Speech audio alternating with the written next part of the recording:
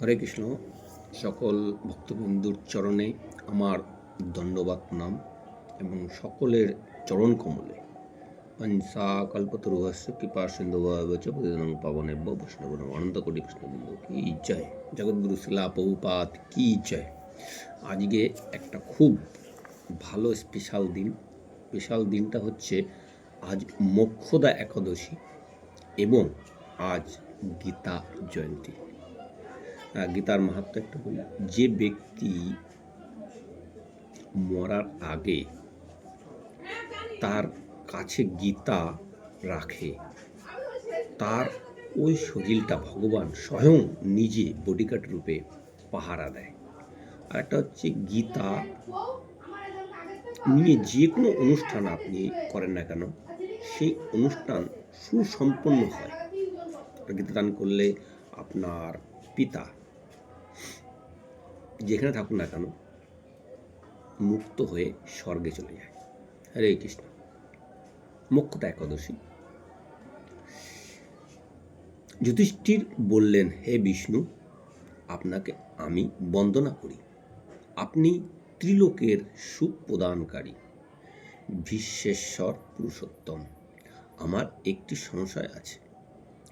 অঘ্রাণ মাসে শুক্লা পক্ষের একাদশীর নাম কি? বিধি বা কি এবং কোন দেবতা এই একাদশীতে পূজিত হয় তা আমাকে বলুন। শ্রীকৃষ্ণ বললেন, হে মহারাজ, আপনি উত্তম প্রশ্ন জিজ্ঞাসা করেছেন, যার মাধ্যমে আপনার যশ চতুর্দিকে বিস্তার হবে। এখন এই একাদশীর কথা বর্ণনা করছি, যা শোনা মাত্র বাজপেয়ী যজ্ঞের ফল লাভ হয়। অঘ্রাণ মাসের শুক্লা পক্ষের একাদশীর নাম মোক্ষদা একাদশী নামে পরিচিত। সর্বপাপ বিনাশিনী ও ব্রতর মধ্যে সর্বশ্রেষ্ঠ এই একাদশী একাদশীতে দেবতা শ্রী দামোদর এর পুজো করা হয়। তুলসী মঞ্জরি ধূপ দীপ উপচারে শাস্ত্রবিধি অনুসারে শ্রী দামোদরের পুজো করতে হয়। পূর্বে বর্ণিত বিধি অনুসারে দশমী ও একাদশী পালন করতে হয়। এই উপবাস দিনে স্তব শ্রুতি নিত্য গীত আদি সহ রাত্রি জাগরণ করা কর্তব্য। হে মহারাজ, প্রসঙ্গক্রমে একটি অলৌকিক কাহিনী আমি বলছি, মনোযোগ সহকারে এই ইতিহাসটি শ্রবণ করো। এই কাহিনীটি শ্রবণ করা মাত্রই সর্ব পাপ ক্ষয় হয়। যে পিতৃপুরুষরা নিজ নিজ পাপে অর্ধজনী প্রাপ্ত হয়েছে, এই ব্রত পালনের পুণ্য ফল বিন্দু মাত্র তাদেরকে দান করলে তারাও মুক্তি লাভের যোগ্য হন। কোনো এক সময় মনোরম চম্পক নগরে বৈখানস নামে এক রাজা ছিলেন। তিনি ছিলেন সমস্ত বৈষ্ণব সদ্গুণে বিভূষিত। প্রজাদের তিনি পুত্রের মতন পালন করতেন। তার রাজ্যে বহু বেদজ্ঞ ব্রাহ্মণ বাস করত। রাজ্যে সকলেই ছিল বেশ সমৃদ্ধিশালী। একবার রাজা স্বপ্ন দেখলেন যে তার পিতা নরকে পাতিত হয়েছে। তা দেখে তিনি অত্যন্ত বিস্মিত হলেন। পরের দিন ব্রাহ্মণদের ডেকে বলতে লাগলেন, হে ব্রাহ্মণগণ, গতরাত্রে স্বপ্নে নরক যন্ত্রণায় পিতাকে কষ্ট পেতে দেখে আমার হৃদয় বিদীর্ণ হচ্ছে। তিনি আমাকে লক্ষ্য করে বলতে লাগলেন, হে পুত্র, তুমি আমাকে নরক সমুদ্র থেকে উদ্ধার করো। তার সেই অবস্থা দেখে আমার অন্তর সুখ নাই। আমার এই বিশাল রাজ্য, স্ত্রী, পুত্র কিছুতেই শান্তি পাচ্ছি না। কি করি, কোথায় যাই, কিছুই বুঝে উঠতে পারছি না। আমার পূর্বপুরুষেরা মুক্তি লাভ করতে পারেন এমন কোনো পুণ্য বার্তা, তপস্যা ও যজ্ঞের কথা আপনাদের উপদেশ করছি। আমি তা অনুষ্ঠান করব। আপনারা বলুন আমাকে। আমার মতন পুত্র বর্তমান থাকা সত্ত্বেও যদি পিতা মাতা পূর্বপুরুষেরা নরক যন্ত্রণা ভোগ করতে থাকেন, তবে সে পুত্রের কি প্রয়োজন?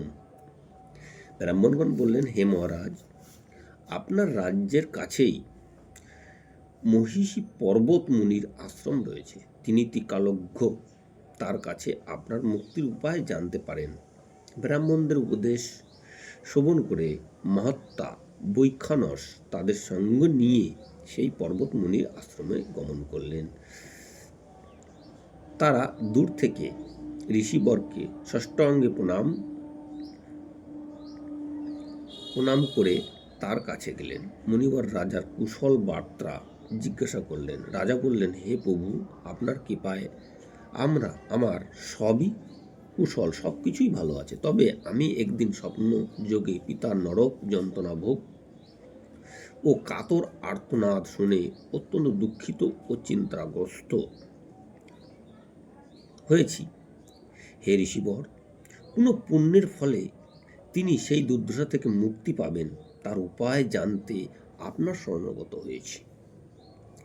রাজার কথা শুনে পর্বতমুনি কিছুক্ষণ ধ্যানস্থ হয়ে বললেন, হে মহারাজ, পূর্বজন্মে তোমার পিতা অত্যন্ত কামাচারী হওয়ায় তার এই রকম অর্ধগতি লাভ হয়েছে। এখন এই পাপ থেকে মুক্তির উপায় বর্ণনা করছি, শ্রবণ করো। অগ্রহায়ণ মাসে শুক্লাপক্ষের মোক্ষদা একাদশী পালন করে সেই পুণ্য ফল পিতাকে প্রদান করলে সেই পুণ্যর প্রভাবে তোমার পিতার মুক্তি লাভ হবে। রাজা মুনির কাছ থেকে এই সংবাদ শুনে রাজ্যে ফিরে গিয়ে স্ত্রী পুত্র সহকারে সবাই মিলে অগ্রহায়ণ মাসের শুক্লাপক্ষের এই মোক্ষদা একাদশী পালন করলেন এবং তার পুণ্য ফল তার পিতাকে অর্পণ করলেন। অর্পণ করার সঙ্গে সঙ্গে পুষ্প বৃষ্টি হতে লাগলো এবং পুষ্পরথ তার পিতা নরক থেকে উদ্ধার হয়ে পুষ্পরথে যেতে লাগলেন এবং যাওয়ার আগে তার পুত্রকে, হা পুত্র, হা পুত্র, তুমি ধন্য, তুমি ধন্য বলে তার পিতা সেখান থেকে স্বর্গে গমন করলেন।